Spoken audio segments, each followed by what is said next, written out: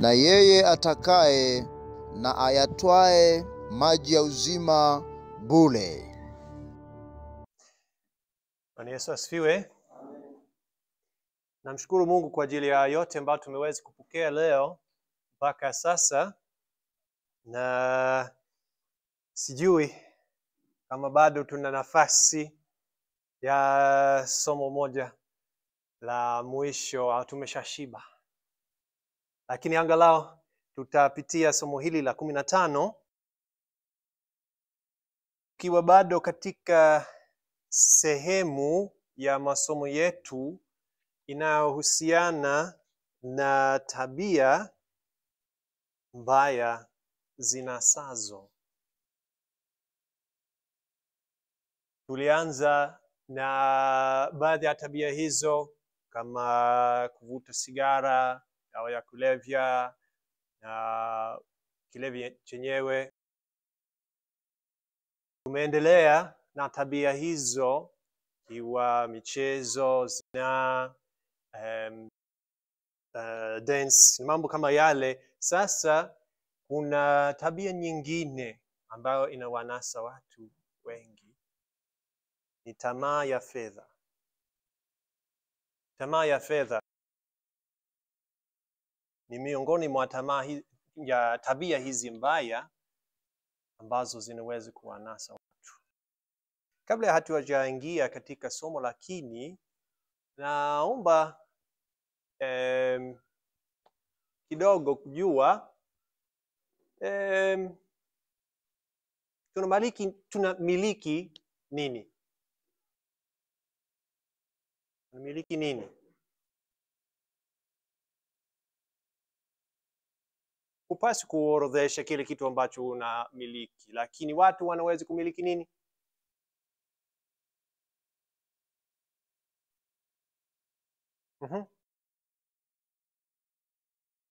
Naam. Nyumba. Asante. Mtu anaweza kumiliki nyumba na nini? Mifugo. Hata nguo, mashamba. Asante. Kuna mambo mengi mbalimbali ambayo tunasema mtu anaweza kumiliki.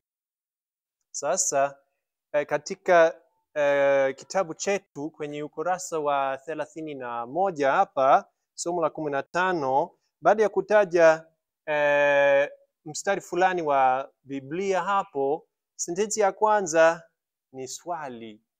Tulisome hili. Je, unajua kwamba hujamiliki mali yoyote?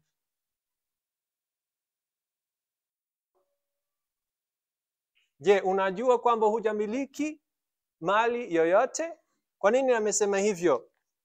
Kwa sababu katika mstari huu ambao umewekwa hapa juu, Zaburi 24 mstari wa kwanza, nchi na vyote vilivyomo ni mali ya Bwana, dunia na wote wakaao ndani yake. Kila kitu ni mali ya nani? Ya Bwana. Kumbe mali yako si ya kwako, ni ya nani? Ya Bwana. Hakutenga mali yako hapo na kusema anamiliki kile kitu isipokuwa cha kwako, si ndio? Mali yote ni ya Bwana. Nchi na vyote vilivyomo ni mali ya Bwana, dunia na wote wakao ndani yake. Hata na watu wenyewe ni mali ya Bwana. Amina. Haya, sasa tuache wazo hili likae akilini kidogo, tukiendelea na somo letu la tamaa ya fedha. Tunataka kutazama tamaa hiyo ni nini. Tunataka tutazame athari zake katika maisha ya mtu. Tunataka tutazame jinsi ya kugundua kama wewe mwenyewe umeathirika na tamaa hiyo, na pia tunataka tazama suluhisho la tamaa hiyo. Ni mengi kuweza kuweka katika kipindi kifupi, lakini angalau tutajitahidi. Kwa neema ya Mungu tutaweza kupitia mambo kama hayo. Sijui unamfikiria nani au hali gani ukisikia maneno hayo, tamaa ya fedha? Labda utafikiria mtu anayepokea rushwa. Huyo ana tamaa, si ndio? Yaani kwa sababu moja nyingine anakubali kupokea rushwa. Anakushurutisha kabisa kwamba utoe rushwa. Labda unamfikiria huyo, au pengine unamfikiria mtapeli ambaye anajaribu kunasa mali yako kwa hila, kwa udanganyifu, anapata mali. Huyo kweli ana tamaa ya fedha. Lakini si huyo tu, labda unafikiri mwizi au jambazi au mnyang'anyi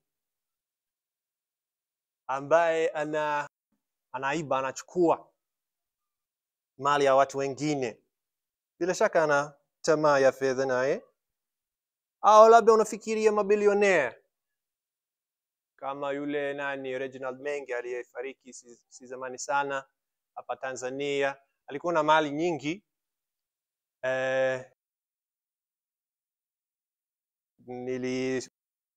Kule Zanzibar nasomesha Kiingereza, nilisomesha mtu mmoja ambaye aliwahi kuingia katika nyumba yake huyo. Nyumba ya ajabu. Sina muda wa kuelezea, lakini alikuwa na pesa huyo. Au labda Bill Gates, wengine tunajua majina yao, ambao wana mali nyingi sana. Je, wao ni wenye tamaa hiyo tu? Bila shaka wanayo.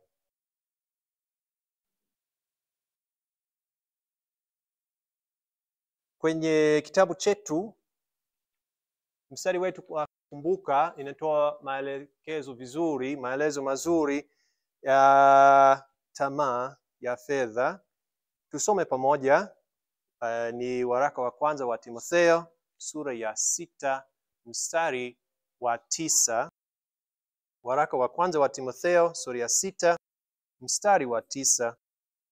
Tusome kwa pamoja. 1, 2, 3. Lakini hao watakao kuwa na mali huanguka katika majaribu na mtego na tamaa nyingi zisizo na maana, zenye kudhuru, zinazowaingiza watu katika upotevu na uharibifu. Asanteni. Mstari huu ni onyo. Ni onyo kwa ajili yetu. Katika mstari huu haukusema kwamba wale wapatao mali kwa njia isiyo sahihi huanguka kama watapeli. Hawakutajwa humo. Labda wamo, lakini si wahusika kabisa hapa. Haukusema kwamba watu wabaya huanguka. Haukusema kwamba matajiri huanguka. Haukusema kwamba wenye mali huanguka. Ulisemaje? Unasema wale wanaotaka kuwa na mali. Wale watakao, yani wanaotaka kuwa na mali huanguka. Ukisikia lugha hiyo huanguka, maana yake ni kawaida. Jambo ambalo linajirejea, si ndio? Huyo ambaye anataka kuwa na mali huanguka.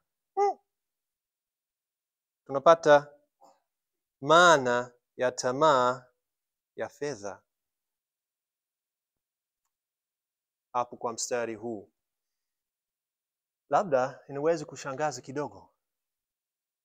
Kutaka kuwa na mali.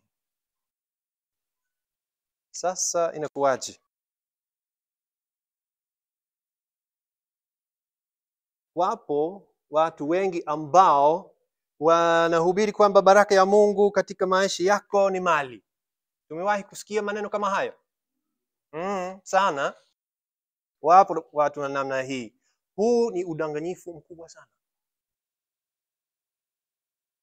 Ni udanganyifu mkubwa sana. Neno la Mungu limesema wazi kwamba hao watakao kuwa na mali huanguka.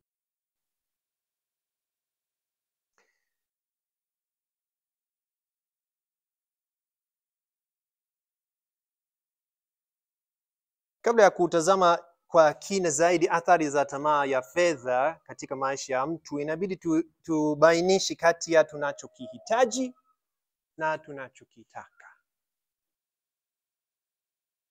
Tunachokihitaji na tunachokitaka. Mungu ametuumba katika hali ya kuhitaji baadhi ya mambo. Tumeshaongea tayari leo kidogo swala hili la kwamba tunahitaji chakula, tunahitaji nguo, tunahitaji pa kukaa na pa kulala, tunahitaji elimu angalau ya kiasi fulani, tunahitaji kufanya kazi na kila kazi na vifaa vyake hitajika. Huwezi kulima bila jembe, au utaweza? Unaweza kulima bila jembe? Ngumu.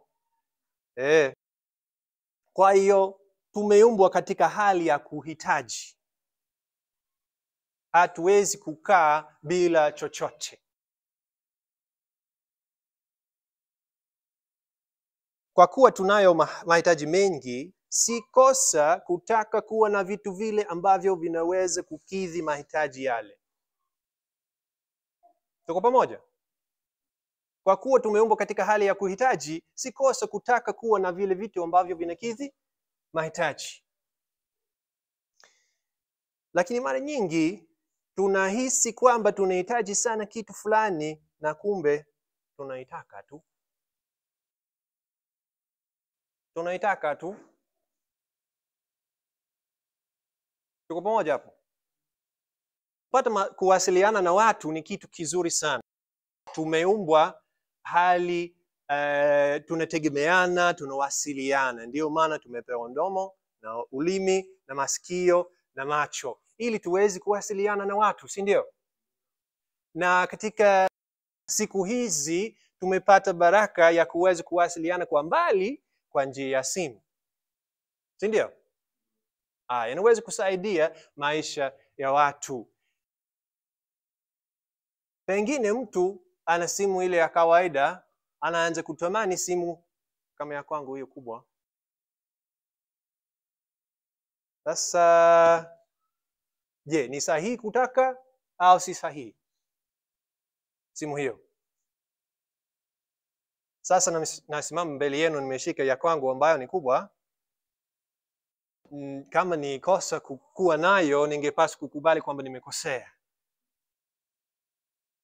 Inaweza kuwa sahihi, inaweza kuwa si sahihi. Tuko pamoja? Inaweza kuwa sahihi, inaweza kuwa si sahihi. Kuna mwingine ambaye anataka simu kubwa kwa sababu anahitaji kufanya yale mambo ambayo hayafanyiki kwa simu ya kawaida. Kuna mwingine ambaye anataka simu kubwa kwa sababu anataka ajiburudishe pale kwenye Facebook na TikTok na sijui mtandao gani ambao anataka kupoteza muda mwingi pale kujiburudisha tu. Kama lengo lako kupata simu kubwa ni kujiburudisha, achana nayo. Tuko pamoja? Kwa hiyo tunapaswa kubainisha kidogo kati ya yale ambayo tunahitaji au tunapata faida kutoka nayo na yale ambayo tunataka tu.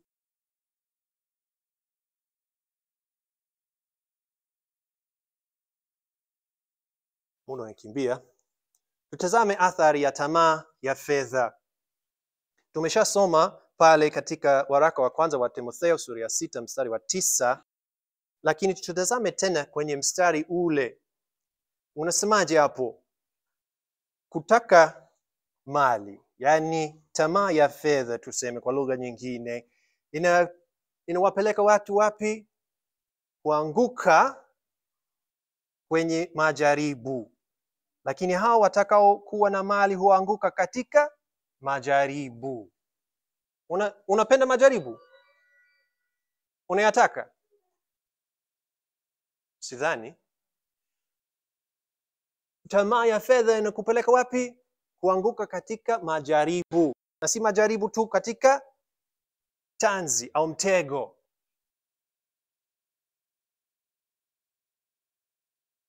Na tena kuanguka katika kuingiza watu katika upotevu na uharibifu, kuanguka katika tamaa nyingi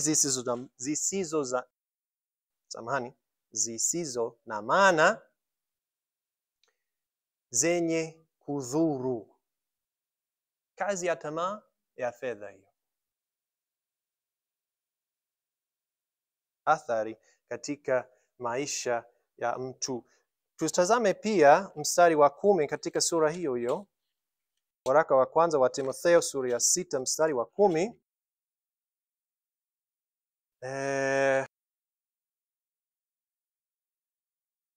Labda kaka Jeff tuweze kusomea pale. Waraka wa kwanza wa Timotheo sura ya 6 mstari wa 10. 6:10 inasema, maana shina moja la mabaya ya kila namna ni kupenda fedha, ambayo wengine hali wakiitamani hiyo wamefarakana na imani na kujichoma kwa maumivu mengi. Asante. Tunapata kuendelea hapa kwa maana hiyo, mada hiyo, yani kwamba shina moja la mabaya ya kila namna ni kupenda fedha. Maneno mazito. Shina moja la mabaya ya kila namna ni kupenda fedha, ambayo hiyo kupenda fedha wengine hali wakitamani hiyo fedha wamefarakana na amani. Kama umefarakana na amani, je, bado umeokoka? Haiwezekani. Tunaokolewa kwa imani, kwa neema ya Mungu, kwa njia ya imani, si ndio? Kama umefarakana na amani, umeiacha kabisa. Kwa ajili ya nini? Kwa ajili ya fedha. Wengine wakitamani hiyo fedha wamefarakana na imani na kujichoma kwa maumivu mengi. Maneno mazito. Tunaendelea. Tutazame Mathayo sura ya 19. Mathayo sura ya 19. Hatuna muda wa kusoma sehemu hii nzima. Ni pale ambapo yule kijana tajiri anamwendea Yesu, anamuomba maelekezo jinsi ya kuokoka. Yesu kwanza anampa jibu la kawaida tu kwamba usiue, usizini, usiibe, usishuhudie uongo, waheshimu baba yako na mama yako, nini. Na huyu kijana anasema hayo yote nimeshafanya. Lakini bado alijua kwamba ana kasoro. Yesu mstari wa 21 hapa. Yesu akamwambia, ukitaka kuwa mkamilifu, enda ukauze ulivyo navyo, uwape maskini, nawe utakuwa na hazina mbinguni, kisha njoo unifuate.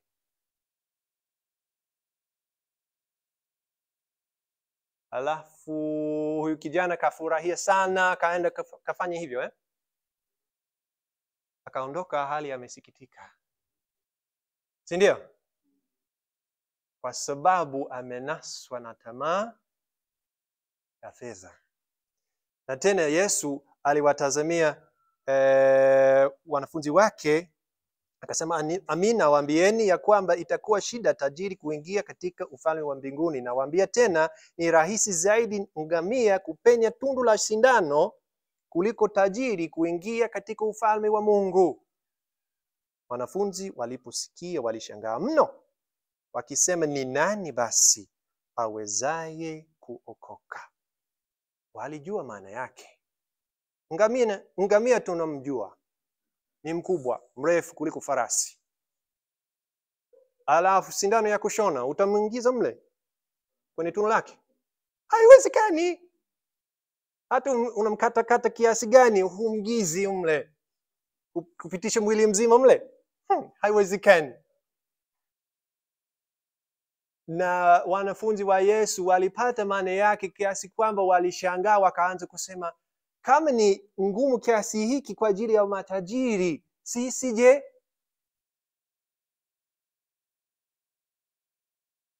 Tutawezaje kuokoka? Yesu analeta maneno ya faraja, anasema kwa wanadamu hilo haliwezekani, bali kwa Mungu yote yawezekana. Yote yawezekana. Hata na sisi tunaweza kuokolewa. Amina. Tazama lakini maneno ya Yesu hapo kwa huyu kijana. Hakusema, njoo unifuate utatajirika zaidi. Alimwambiaje? Nenda ukauze ulivyo navyo, ukanifuate. Tuendelee kutafakari kidogo, twende kwa Mathayo 6. Mathayo 6 19 hapo. Msijiwekee hazina duniani, nondo na kutu viharibupo, na wevi huvunja na kuiba, bali jiwekeni hazina mbinguni, kusikoharibika kitu kwa nondo wala kutu, wala wevi hawavunji wala hawaibi. Kwa kuwa hazina yako ilipo, ndipo utakakuwapo na moyo wako. Na naendelea hapa, na ruka chini kidogo. Hakuna mtu awezaye kutumikia mabwana wawili, kwa maana atamchukia huyo na kumpenda huyo, ama atashikamana na huyo na kumdharau huyo. Hamwezi kumtumikia Mungu na mali. Maneno makali mazito hayo yote ambayo tumesoma yanaweza kuumiza moyoni, pengine yanaweza kuleta maswali mengi kidogo. Lakini tutazame Yesu alivyosema hapa. Amesema tusiweke hazina hapo duniani. Hakuzuia tusiweke hazina. Amesemaje? Msiweke hazina hapo duniani, bali jiwekeeni hazina mbinguni. Hamwezi kumtumikia Mungu na mali. Ukimtumikia mali, labda utaweza kupata hazina ya hapa duniani, lakini utapoteza ili ya baadaye. Ukimtumikia Mungu, utapata hazina ya mbinguni. Hazina ya mbinguni.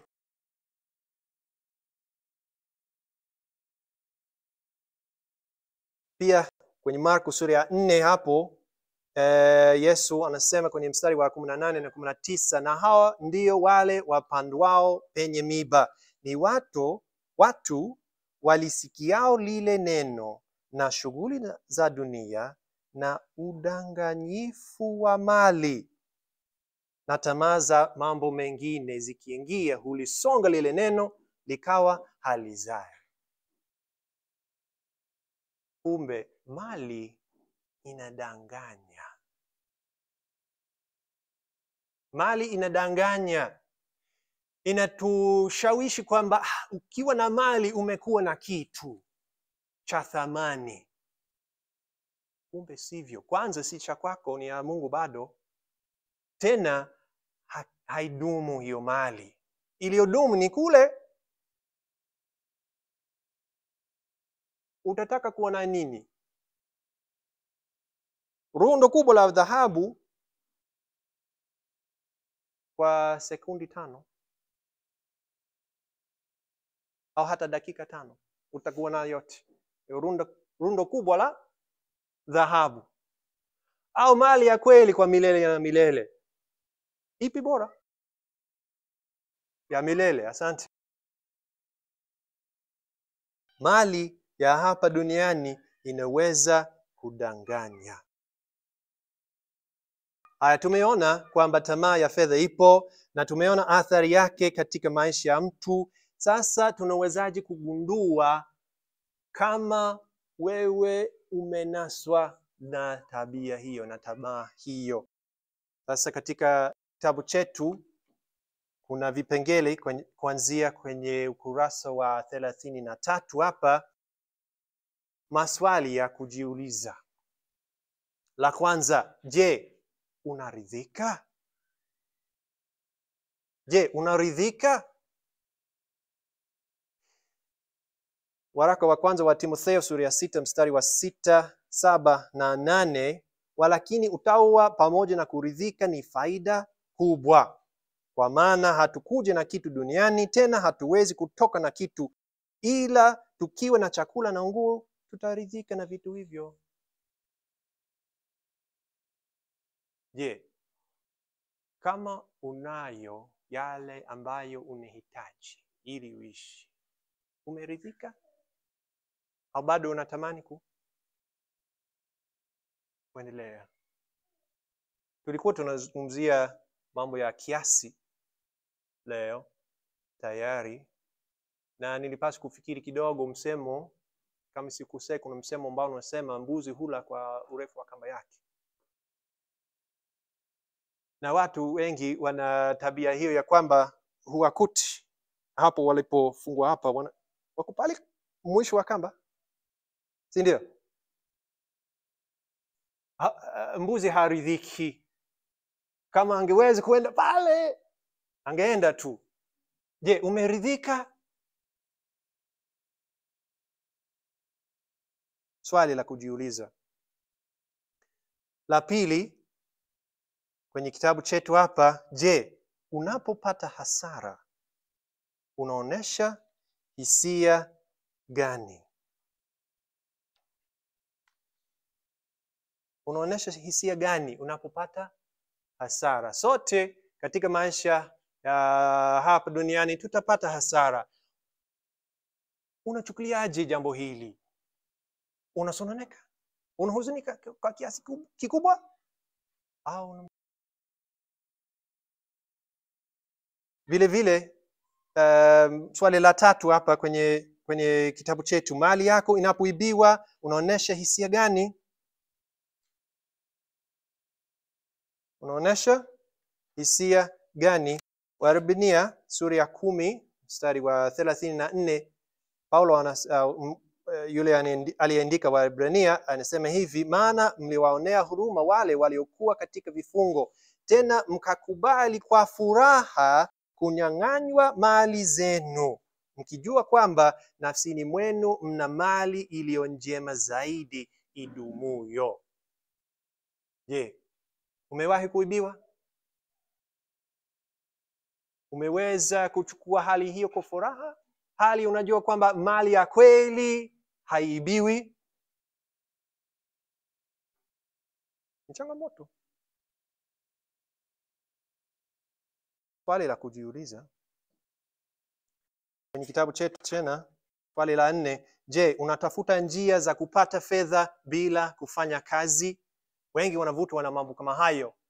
Unasikia kwamba kuna nafasi hapo, ukitoa fedha kidogo tu unarejeshwa nyingi sana, au unafanya hivi sijui nini, utapata fedha nyingi, utatajirika kwa haraka. Wale ambao wanaingia katika mambo yale wanapata mavuno yao. Tukitazama Mithali sura ya 28 mstari wa 20, mtu mwaminifu atakuwa na baraka tele, lakini afanyaye haraka kuwa tajiri hakosi ataadhibiwa. Hakosi ataadhibiwa. Na baadhi ya rafiki zangu huko Zanzibar wameadhibiwa hivyo hivyo kwa kuwa wamekimbia kutajirika, wameingiza pesa katika miradi ambayo ni ya utapeli, hawakugundua kabla, wamepoteza pesa yao kwa kujaribu kukimbia kuwa tajiri. Swali la linalofuata hapa la 5, je, unakubali kazi zinazoweza kuhatarisha maisha yako ya kiroho? Tutakuwa na somo la kazi baadaye Ijumaa, lakini angalau tunagusia hapa kidogo mtu ambaye anafanya kazi fulani kwa sababu analeta pesa nyingi, wakati anapaswa kufanya dhambi yeye au kuwasaidia wengine kufanya dhambi au kupata hasara yoyote ya kiroho katika hali hiyo ya kazi, huyo unajua ana shida la tamaa ya fedha. Muda wangu umeshakwisha, nitakimbia tu katika suluhisho. Kama umegundua kwamba unayo hiyo tamaa ya fedha, ufanye nini? Suluhisho ni nini? Maneno matatu. Tazame maneno matatu hayo: tambua, tafuta, tazama. Tambua, tafuta, tazama. Tambua kwamba mali yote ni mali ya Bwana. Tumeshasoma Zaburi 24 mstari wa kwanza, nchi na vyote viijazavyo ni mali ya Bwana, dunia na wote wakao ndani yake. Nani atajivunia kwamba amepata kushika kiasi kikubwa cha mali ya mtu mwingine? Wakati hajaiba, amekusanya tu kiasi kikubwa cha mali ya mwingine. Sote tumeingia katika eneo la huyo mtu, tunaanza kujirundisha mali yake. Ina maana gani? Yote ni mali ya Mungu. Tutambue kwamba hayo yote ni mali ya Mungu wetu. Alafu tutafute, tambua, tafuta, tazama, tutafute ufalme wa mbinguni kwanza. Mathayo 6:31 hadi 33. Msisumbuke basi mkisema tule nini au tunywe nini au tuvae nini, kwa maana hayo yote mataifa yatafuta, kwa sababu Baba yenu wa mbinguni anajua ya kuwa mnahitaji hayo yote. Bali utafuteni kwanza ufalme wake na haki yake, na hayo yote tazidishiwa. Na hakuwa na maana ya kwamba utazidi kuwa tajiri. Anamaanisha kwamba ukitafuta ufalme wake, hayo mengine ambayo unayahitaji yatakuja, atakupatia ya kutosha kwa ajili ya mahitaji yako. Tafuta ufalme wa Mungu, ya mwisho hiyo, tazama milele kuliko mambo ya dunia. Wakolosai sura ya 3 mstari wa kwanza na wa pili. Basi mkiwa mmefufuliwa pamoja na Kristo, yatafuteni yaliyo juu, Kristo aliko ameketi mkono wa kuume wa Mungu. Yafikirini yaliyo juu, sio yaliyo katika nchi. Na Waebrania 13:14, maana hapa hatuna mji udumuyo, bali twatafuta ule ujao. Tukijaza fikra zetu na Mungu, mambo yake mbinguni, tutaanza kuona kwamba thamani ya mali ya hapa chini, na kama tunayo kutosha, basi tunaweza kuridhika. Kama bado tunawazia sana mambo ya hapo chini, tutaendelea kutaka kuwa na zaidi na zaidi. Kwa hiyo suluhisho lake, tambua kwamba yote ni ya mali ya Mungu. Tafuta ufalme wa Mungu kwanza, na tazama milele kuliko mambo ya dunia. Paswa kukimbia katika somo hili. Naamini labda angalau imeeleweka kwa kiasi fulani. Kama kuna mawazo, michango yoyote, karibuni. Pia mwenyeji wetu amesema tuende katika mijadala. Kwa hiyo kwanza kidogo, kama kuna swali moja kuhusiana na somo hili, sawa, halafu tutahamia kabisa katika kujadiliana.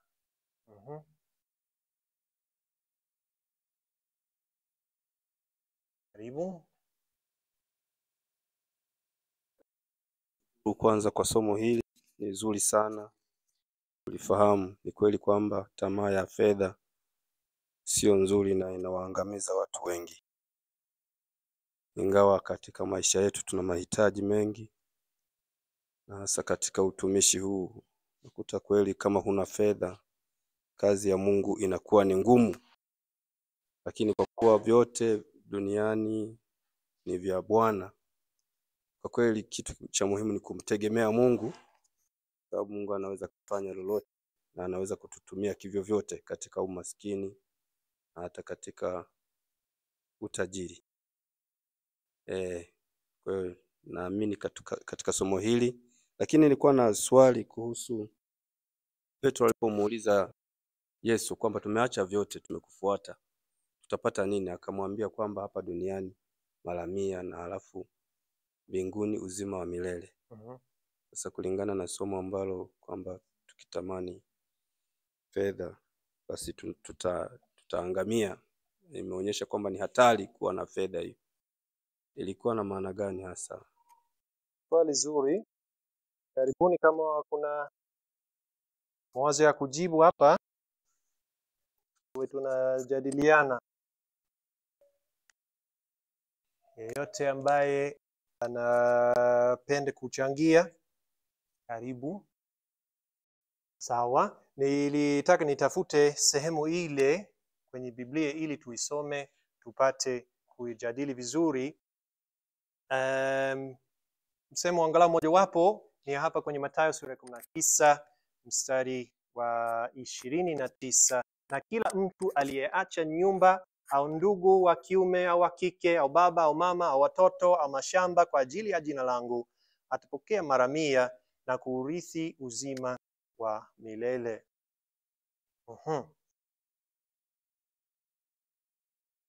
Swali ni zuri.